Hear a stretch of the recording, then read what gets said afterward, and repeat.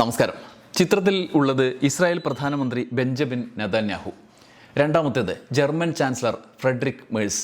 വലിയ സുഹൃത്തുക്കളായിരുന്നു ജർമ്മനിയും ഇസ്രായേലും. ജർമ്മനിക്ക് സകല ആയുധങ്ങളും, പ്രത്യേകിച്ചും ഗാസയിൽ ഹമാസിനെ ഇല്ലായ്മ ചെയ്യാൻ എന്ന പേരിൽ ഇസ്രായേൽ നടത്തുന്ന കൂട്ടക്കുരുതിക്കുള്ള ആയുധങ്ങൾ ഉൾപ്പെടെ അടിസ്ഥാനപരമായ ആയുധ സാമഗ്രികളടക്കം നൽകിക്കൊണ്ടിരുന്നത് ജർമ്മനിയാണ്. എന്നാൽ ജർമ്മനി ഇത്തവണ പെട്ടെന്നൊരു നാൾ ആയുധ വിതരണം ഇസ്രായേലിന് നൽകുന്നത് നിർത്തിവെച്ചതായി പ്രഖ്യാപിച്ചിരിക്കുകയാണ്. എന്തുകൊണ്ടാണ്? നെതന്യാഹുവിൻ്റെ ക്രൂര വിനോദങ്ങളിൽ ഏറ്റവും പുതിയ നീക്കമാണ് ഈ ജർമ്മൻ തീരുമാനത്തിൻ്റെ പിന്നിൽ. ജർമ്മൻ ചാൻസലർ ഇക്കാര്യം പരസ്യമായി തന്നെ പ്രഖ്യാപിക്കുകയും ചെയ്തു. നെതന്യാഹുവിന് ഒപ്പം ഈ കാര്യങ്ങളിൽ സ്വന്തം രാജ്യം പോലും ഇല്ല എന്ന് പ്രഖ്യാപിക്കുന്ന തരത്തിലാണ് സംഭവങ്ങൾ. ഗാസ സിറ്റി പിടിച്ചടക്കാനുള്ള പുതിയ പദ്ധതിയാണ് കഴിഞ്ഞ ദിവസം നെതന്യാഹു പ്രഖ്യാപിച്ചത്. നെതന്യാഹുവിൻ്റെ ഈ ക്രൂര വിനോദങ്ങളിൽ ഏറ്റവും പുതിയ നീക്കം, അതിൻ്റെ തുടർച്ചയായിട്ടാണ് ജർമ്മനി ഇങ്ങനെ ഒരു തീരുമാനത്തിലേക്ക് എത്തിയത്. ജർമ്മനിക്ക് പിന്നാലെ ചൈന വരെ പ്രതിഷേധത്തിൻ്റെ യൂറോപ്യൻ രാജ്യങ്ങളുടെ നിരയ്ക്ക് പിന്നാലെ ചൈന വരെ കടുത്ത എതിർപ്പുമായി രംഗത്തെത്തിയ സാഹചര്യമാണുള്ളത്. ഇതിന് നെതന്യാഹു വഴങ്ങുമോ? നെതന്യാഹുവിൻ്റെ മുന്നോട്ടുള്ള മാർഗം എന്താണ്? ഇങ്ങനെ പലവിധ ചോദ്യങ്ങൾ ഉയരുന്നുണ്ട്. പക്ഷേ നെതന്യാഹുവിന് കുലുക്കമില്ല എന്ന് മാത്രമല്ല, അദ്ദേഹം തുടർ പ്രവർത്തനങ്ങൾ പ്രഖ്യാപിക്കുകയും ചെയ്തിരിക്കുകയാണ്. അവിടേക്കാണ് ജർമ്മനിയുടെ പ്രസ്താവനയ്ക്കപ്പുറത്തുള്ള നടപടി നീക്കം, ജർമ്മനിയുടെ ഈ നീക്കം ഇസ്രായേലിൻ്റെ മുന്നോട്ട് പോക്കിന് പ്രതിസന്ധിയായി മാറുന്നത് എന്നുള്ളതാണ്. ഈ സാഹചര്യത്തിലാണ് നമ്മൾ ഈ വീഡിയോയിലേക്ക് കടക്കുന്നത്. ജർമ്മനിയും നിർണായക തീരുമാനത്തിലേക്ക് എത്തിയത് ഈ തുടർച്ചയിൽ ഇസ്രായേലിന് പ്രതിസന്ധി ഉണ്ടാക്കി എന്നുള്ളത് യാഥാർത്ഥ്യമാണ്. ഗാസ സിറ്റി പൂർണ്ണമായി പിടിച്ചെടുക്കാൻ കടന്ന കൈ പ്രയോഗം, അതിനായി നെതന്യാഹുവിൻ്റെ നീക്കം, സർക്കാർ തലത്തിലുള്ള അംഗീകാരം ലഭിച്ചിരിക്കുന്നു. 20 ലക്ഷത്തിലേറെ പലസ്തീൻകാർ ജീവിക്കുന്ന ഗാസയെ പൂർണ്ണമായും ഇല്ലാതാക്കുന്നതിന്, കീഴടക്കുന്നതിന് ആദ്യ പടി എന്ന നിലയിലാണ് അവിടുത്തെ ഏറ്റവും വലിയ നഗരമായ ഗാസ സിറ്റി പിടിച്ചെടുക്കാനുള്ള പദ്ധതി.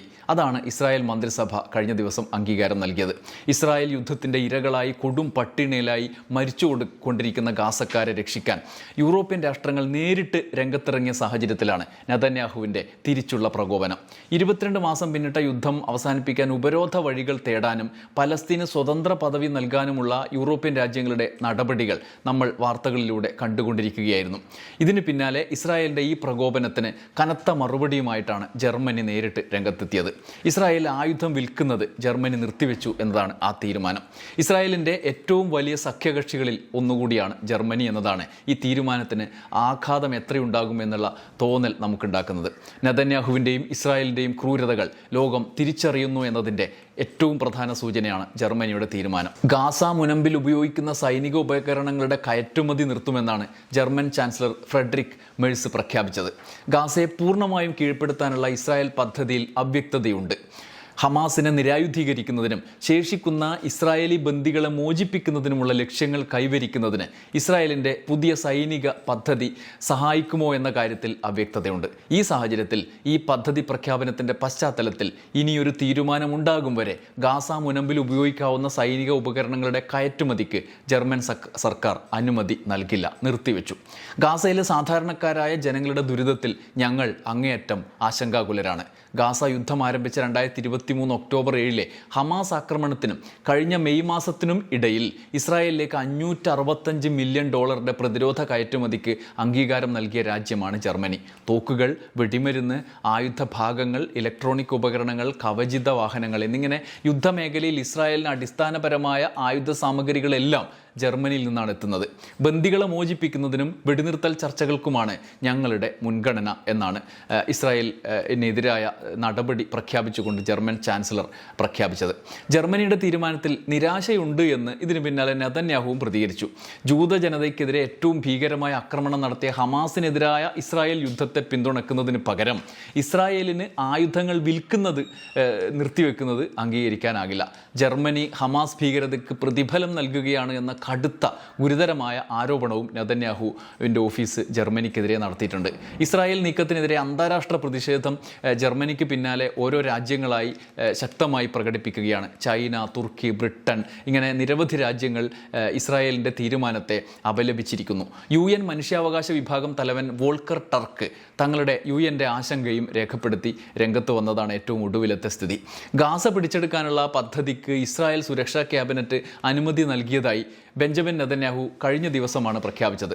മുഴുവൻ പ്രദേശത്തിൻ്റെയും നിയന്ത്രണം പിടിച്ചെടുക്കാനും ഹമാസിനെ എതിർക്കുന്ന സൗഹൃദ അറബ് സൈന്യത്തിന് കൈമാറാനുമാണ് ഇസ്രായേലിൻ്റെ പദ്ധതി എന്നാണ് അദ്ദേഹം പറയുന്നത്. മന്ത്രിസഭാ യോഗത്തിന് മുന്നോടിയായി നെതന്യാഹു നടത്തിയ പ്രഖ്യാപനം ലോകമാകെ ആശങ്കയോടെയാണ് ഉറ്റുനോക്കിയത്. എന്നാൽ നെതന്യാഹുവിനെ കുഴക്കുന്നത് ഇസ്രായേലിൽ ഉയരുന്ന ആഭ്യന്തര പ്രതിഷേധങ്ങളാണ്. പ്രതിപക്ഷ പാർട്ടികളും സംഘടനകളും സൈന്യം തന്നെയും ഈ നീക്കത്തിനോട് കടുത്ത വിയോജിപ്പ് പ്രകടിപ്പിച്ചിട്ടുണ്ട്. ഗാസയുടെ പൂർണ്ണ നിയന്ത്രണം കൈയടക്കുന്നതിലുള്ള വിയോജിപ്പ് സൈനിക മേധാവി തന്നെ കഴിഞ്ഞ ദിവസം സർക്കാരിനെ അറിയിച്ചിരുന്നു. ഈ നീക്കം ഹമാസിന്റെ കയ്യിലുള്ള ഇസ്രായേലികളായ ബന്ദികളുടെ ജീവൻ അപകടത്തിലാക്കും എന്നാണ് ആശങ്ക. സൈനിക മേധാവി ജനറൽ ഇയാൽ സമീറും നെതന്യാഹുവും തമ്മിലുള്ള ഭിന്നത പരസ്യമായതോടെ പ്രതിരോധ മന്ത്രി ഇസ്രായേൽ കാറ്റ്സ് വിശദീകരണവുമായി രംഗത്ത് വന്നിരുന്നു. ഗാസ സിറ്റി പിടിച്ചെടുക്കാനുള്ള പദ്ധതിയുമായി സൈന്യം മുന്നോട്ടു പോകും എന്ന് കാറ്റ്സ് പ്രഖ്യാപിക്കുകയും ചെയ്തു. പ്രതിപക്ഷവും രംഗത്തെത്തി. ഈ പദ്ധതി വലിയ ദുരന്തങ്ങളിലേക്ക് നയിക്കുമെന്ന് പ്രതിപക്ഷ നേതാവ് യയീർ ലപീദ് പറഞ്ഞു. ഹമാസിന്റെ പക്കൽ ശേഷിക്കുന്ന ബന്ദികളുടെയും ധാരാളം ഇസ്രായേലി പട്ടാളക്കാരുടെയും ജീവൻ നഷ്ടപ്പെടുത്തുന്ന തീരുമാനമാണ് എന്നും ലദീബ് പറഞ്ഞു. ഈ സാഹചര്യത്തിൽ ഗാസ സിറ്റി പിടിച്ചെടുക്കൽ പ്രഖ്യാപനത്തിൽ വിശദീകരണവും നടത്തി നെതന്യാഹു. സമ്പൂർണ്ണ നിയന്ത്രണം ഏറ്റെടുക്കും എങ്കിലും ഗാസ ഭരിക്കാൻ സ്വന്തമാക്കുക എന്ന ലക്ഷ്യം നമുക്കില്ല. യുദ്ധാനന്തരം ഗാസ അറബ് സൈന്യത്തിന് കൈമാറും. ഇസ്രായേലിന് ഭീഷണിയാകാതെ അവർ ഗാസയിലെ ഭരണം നടത്തും എന്നാണ് നെതന്യാഹുവിൻ്റെ നിലപാട്. പക്ഷേ ആഭ്യന്തരമായുള്ള എതിർപ്പുകൾ തണുപ്പിക്കാൻ അതുകൊണ്ടായില്ല. ഇസ്രായേലിൽ നെതന്യാഹുവിൻ്റെ നീക്കത്തിനെതിരെ പലവിധ പ്രതിഷേധങ്ങളിലൊന്ന് വ്യാപകമായി അഭിപ്രായ വോട്ടെടുപ്പുകളാണ്. ബന്ദികളുടെ കുടുംബങ്ങൾ തന്നെ പരസ്യമായി നെതന്യാഹുവിനെ ആശങ്കയിലാക്കി രംഗത്ത് വന്നു. ബന്ദികളുടെ കുടുംബാംഗങ്ങളും അവരുടെ മോചനത്തിനായി പ്രവർത്തിക്കുന്ന ഹോസ്റ്റേജ് ആൻഡ് മിസ്സിംഗ് ഫാമിലീസ് ഫോറവും അപലപിച്ചുകൊണ്ട് രംഗത്തെത്തി. സർക്കാർ ഗാസ പിടിച്ചെടുക്കാനുള്ള നടപടികളുമായി ഇങ്ങനെ പ്രഖ്യാപനവുമായി മുന്നോട്ട് പോകുമ്പോൾ സൈനിക നടപടി തുടരുന്നതിൻ്റെ ഘട്ടത്തിൽ അതിനെതിരെ ഇസ്രായേലിലെ അഭിപ്രായ വോട്ടെടുപ്പുകൾ പല സംഘടനകളാണ് ആരംഭിച്ചിട്ടുള്ളത്. ഉടൻ വെടിനിർത്തൽ കരാർ ഉണ്ടാക്കി ബന്ദികളെ മോചിപ്പിക്കണം എന്നതാണ് അഭിപ്രായ വോട്ടെടുപ്പുകളുടെ അടിസ്ഥാന ലക്ഷ്യം. നെതന്യാഹുവും സർക്കാരും ഗാസ സിറ്റി പിടിച്ചെടുക്കാനുള്ള നീക്കത്തിൽ നിന്ന് പിന്നോട്ടു പോകില്ല എന്ന് തന്നെയാണ് ഈ പ്രതിഷേധങ്ങൾക്കിടയിലും നിലപാട് വ്യക്തമാക്കുന്നത്. അമേരിക്കൻ പ്രസിഡന്റ് ട്രംപിൻ്റെ പിന്തുണ കൂടി ഉണ്ട് എന്നതാണ് നെതന്യാഹുവിൻ്റെ നിലപാടിൽ ഉള്ള ഒരു ആത്മവിശ്വാസം. ട്രംപ് അനുവാദം നൽകി എന്നതിൻ്റെ ആത്മവിശ്വാസം. നെതന്യാഹു മുന്നോട്ട് പോകുമ്പോൾ ട്രംപ് അവിടെ എന്താ നടക്കുന്നത്, മറ്റു പലതും നേരെയാക്കാനുണ്ട് എന്ന് പ്രഖ്യാപിക്കുന്ന കാഴ്ച നമ്മൾ കഴിഞ്ഞ ദിവസം കണ്ടതാണ്. ഗാസയുടെ 75% പ്രദേശവും നിയന്ത്രണത്തിലാക്കി എന്നാണ് കഴിഞ്ഞ മാസം ഇസ്രായേൽ സേന അവകാശപ്പെട്ടിരുന്നത്. ഗാസയിലെ ഏറ്റവും വലുതും ജനസംഖ്യയുള്ളതുമായ നഗരമാണ് ഇപ്പോൾ പിടിച്ചടക്കുമെന്ന് പ്രഖ്യാപിച്ച ഗാസ സിറ്റി. 22 മാസത്തെ യുദ്ധത്തിൻ്റെ ആദ്യ ദിവസങ്ങളിൽ തന്നെ ഇസ്രായേൽ ഇവിടെ ആക്രമണവും തുടങ്ങിയിരുന്നു. ആശുപത്രികളടക്കം 80% ഭാഗവും ഇസ്രായേൽ സൈന്യം നശിപ്പിച്ചു. യുദ്ധം തുടങ്ങും മുമ്പ് 7 ലക്ഷം ജനസംഖ്യ ഉണ്ടായിരുന്ന ഗാസ സിറ്റിയാണ് ഇപ്പോൾ അഭയാർത്ഥി ക്യാമ്പുകളിൽ അവശേഷിക്കുന്നത് 2 ലക്ഷം മാത്രം. പലരെയും കൊന്നുതള്ളി, പലരെയും നാട്ടിൽ നിന്ന് ഓടിച്ചു. 67 ഇറാഖ് ഇസ്രായേൽ യുദ്ധത്തിന് ശേഷം ഇസ്രായേലിൻ്റെ നിയന്ത്രണത്തിലായിരുന്നു ഗാസ ഒന്നാകെ. 2006 ഹമാസ് ഇത് തിരിച്ചു പിടിച്ചത്. എന്നാൽ പുതിയ സാഹചര്യത്തിൽ വീണ്ടും ആധിപത്യം ഉറപ്പിക്കാനുള്ള സുവർണ അവസരമായാണ് നെതന്യാഹു ഇതിനെ കാണുന്നത്. ഇതേസമയം കൂട്ടക്കൊലകളും പട്ടിണി മരണങ്ങളും തുടരുന്ന ഗാസയിൽ ഇസ്രായേൽ നാനാമുഖ ആക്രമണങ്ങളിലൂടെ ഗാസ ജനതയെ ഉന്മൂലനം ചെയ്യുന്ന യുദ്ധതന്ത്രങ്ങൾ ആവർത്തിച്ച് തുടരുകയാണ്. ഇസ്രായേലിൻ്റെ ആക്രമണങ്ങളിൽ 42 പേരാണ് ഒടുവിൽ കൊല്ലപ്പെട്ടത്. പലസ്തീൻകാരെ ഭക്ഷണ വിതരണ കേന്ദ്രങ്ങളിലേക്ക് വിളിച്ചു വരുത്തി പട്ടിണിയിലിരിക്കുന്ന പലസ്തീൻകാരെ വിളിച്ചു വരുത്തി കൊല്ലുക എന്ന രീതിയാണ് സൈന്യം തുടരുന്നത്. കൊല്ലപ്പെട്ട 42 പേരിൽ 12 പേരും ഇസ്രായേൽ കരാറുകാരായ GHFൻ്റെ ഭക്ഷണ വിതരണ കേന്ദ്രങ്ങളിലെ വെടിവെപ്പുകളിലാണ് കൊല്ലപ്പെട്ടത്. സഹായ വിതരണം എന്ന നിലയിൽ ആളുകളെ വിളിച്ചു വരുത്തി കൂട്ടക്കൊലയ്ക്ക് കളമൊരുക്കുകയാണ് ഇസ്രായേൽ സൈന്യം ചെയ്യുന്നത് എന്ന് ഫ്രഞ്ച് വൈദ്യസഹായ സംഘടനയായ ഡോക്ടേഴ്സ് വിത്തൗട്ട് ബോർഡേഴ്സ് കുറ്റപ്പെടുത്തി.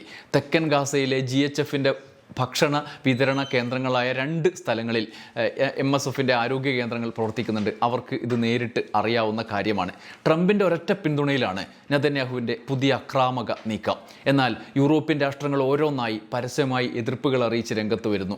മാത്രമല്ല, ജർമ്മനി പ്രഖ്യാപിച്ച ആയുധ വിലക്ക് പോലുള്ള നിർണായക നടപടികളിലേക്കും രാഷ്ട്രങ്ങൾ കടക്കുന്നു. പലസ്തീനെ സ്വതന്ത്ര രാഷ്ട്രമായി അംഗീകരിക്കാനുള്ള കാനഡ, ഫ്രാൻസ്, UK തുടങ്ങിയ രാജ്യങ്ങളുടെ, ജർമ്മനി അടക്കമുള്ള രാജ്യങ്ങളുടെ ആലോചനകളും നെതന്യാഹുവിന് ഭീഷണിയാണ്.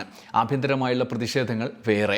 എന്നാലും സ്ഥാനം നിലനിർത്താനും കസേരയ്ക്ക് ഇളക്കം തട്ടാതെ നോക്കാനും ആഭ്യന്തരമായ രാഷ്ട്രീയത്തിൽ ഇടം ഉറപ്പിക്കാനും ഗാസയെ മുൻനിർത്തിയുള്ള കളികൾ നെതന്യാഹു തുടരും എന്ന് തന്നെയാണ് മുൻ അനുഭവങ്ങളും താരതമ്യപ്പെടുത്തുമ്പോൾ നമുക്ക് മനസ്സിലാവുക.